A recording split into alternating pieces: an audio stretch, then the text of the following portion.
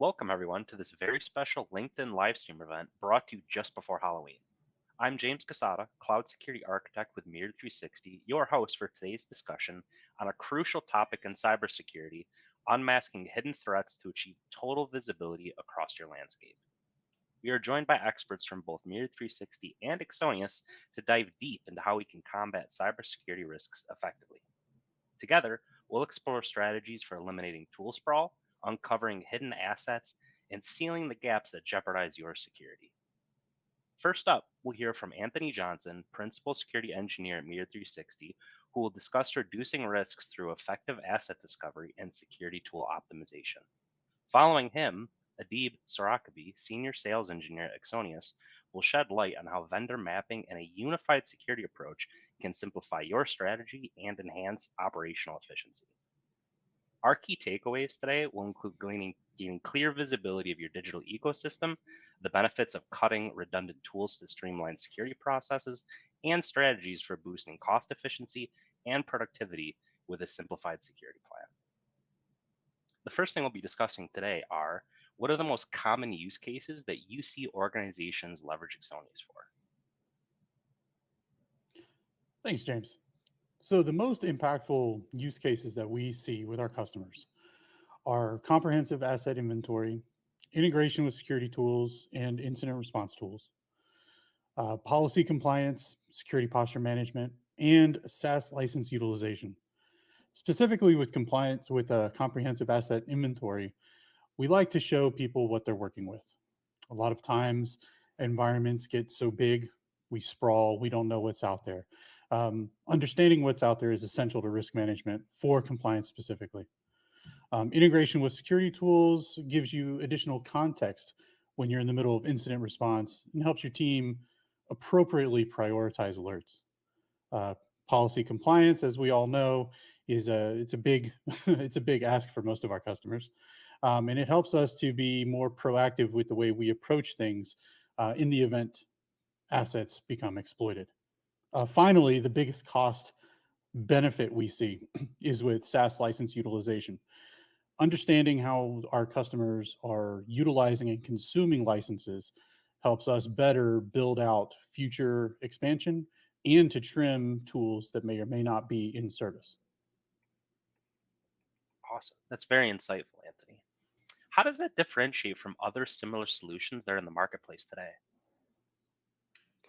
James, it's a great question. I got to tell you, one of the things that I'm starting to see is that this particular problem is starting to get looked at a lot more seriously in today's market. And we're seeing a lot more of different vendors out there that may not necessarily specialize in, we'll say, the inventory space, but they're creating something on their end to be able to kind of address it. When I say kind of, I mean to see a small piece of the puzzle. So some of the differentiations with the Axonius side of the house is really the diversity of different tools that we integrate with.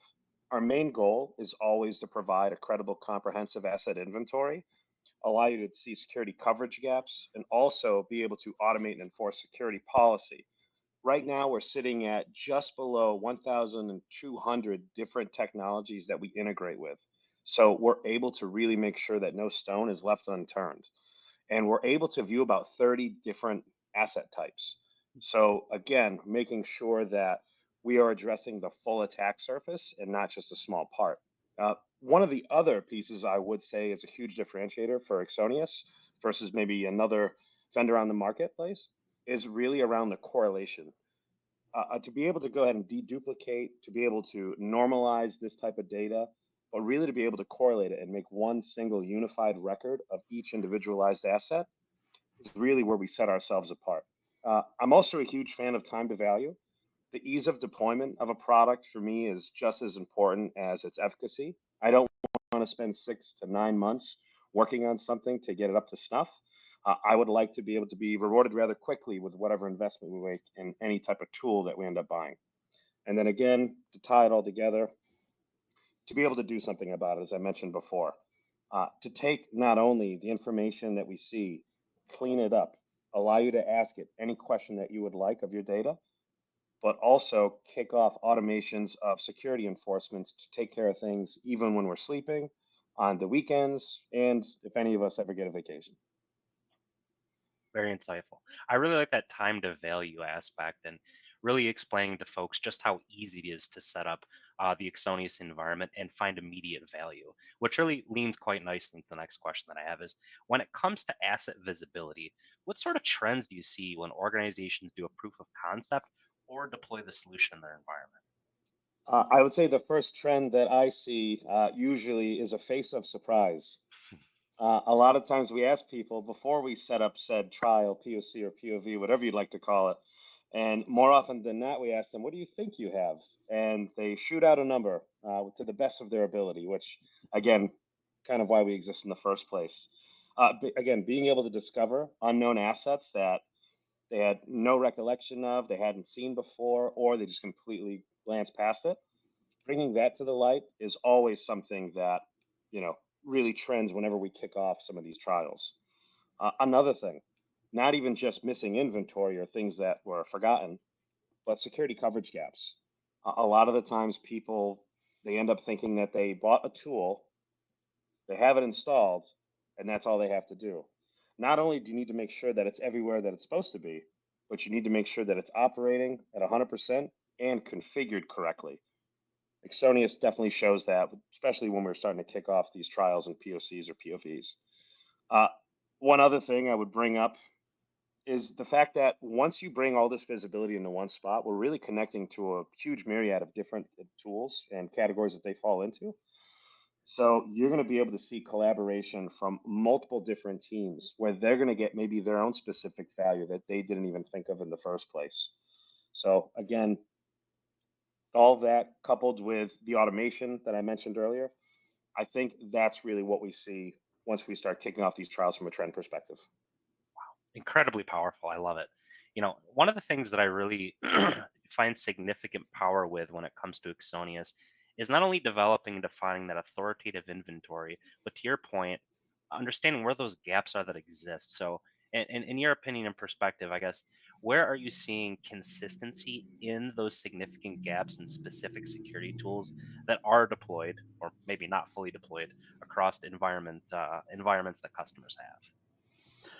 Yeah, so James, with Axonius's ability to correlate large amounts of adapter information, we see gaps all over the place, starting with endpoint configuration management. As everybody is in a remote environment, maybe they're transitioning back to in office, but the majority of us are still pretty remote. Um, Remote endpoints oftentimes fall off the list. We may not have the appropriate Jamf policies on here. If it's a Windows box, maybe endpoint configuration manager is not able to see it, and so because of that, we're unable to enforce certain usage policies. With that, in those policies, we require certain updates. Maybe Mac OS users want to run the latest greatest, but maybe our IT shops don't want them to for whatever reason. Without having the endpoint configuration manager there, it's hard for us to do. Likewise for Windows and Linux and other operating systems, as well as mobile devices. Just speaking from my own personal bias here, but about say the updates, they're not only towards the operating system. We can also monitor the updates for any sort of endpoint protection. If we're running a Cortex XDR, a Sentinel-1, a CrowdStrike, we can enforce those things at that level. With the endpoint protection, we can also look at things like, the secure edge. We want to make sure that, if we purchased a certain number of Netscope licenses based upon a certain number of users, we want to ensure those users are using the tool that we have. Likewise for, vulnerability management. So essentially any sort of adapter that we have a connection to via Axonius gives us some data points that we can then correlate with everything else Axonius is looking into, which helps us identify gaps in either deployment, gaps in policies themselves, gaps in compliance, etc. That's phenomenal, Anthony. Touching specifically on the power of data correlation, what are the critical systems that organizations should be correlating information from, and how does Axonius make that easier? So I think at a bare minimum, what I want to see is everything. I don't want to put a limit on it, but if we were to establish a quote unquote bare minimum, I want to see a directory system so I can do some sort of user correlation to assets. I want to see an endpoint protection platform so I can, again, correlate that information with what we're seeing in the directory system. And then, if at all possible, some sort of endpoint configuration manager. With those three, I think those are very, very powerful. There's a lot of information in there. There's a lot of data points we can use, and there's a lot of policy that we can then, affect with. The Obviously, I want more than just three. So if I was to expound on that, I would be working with, an IT manager, director, the security team, a SOC team to identify what specific tools they're using, and then bring those into the fold with Axonius. That makes complete sense. I mean, you always want to have more integrations and more data points to correlate with the powerful engine that Axonius has. But I think it's helpful for folks to understand at that bare minimum level, what do they absolutely need to have onboarded to get that baseline of exactly where they are today with their inventory. The next question that I have is, does data correlation make policy enforcement more streamlined and simple going forward? 100%. I got to tell you, when it first was explained to me before starting at Axonius, I kind of was the correlation engine. I was the guy that was grabbing 4 or 5 different spreadsheets from 4 or 5 different teams, and I would try to put them together to the best of my ability. And self-admittedly, highly inaccurate, but it's the best that I could do at the time. We did not have Axonius.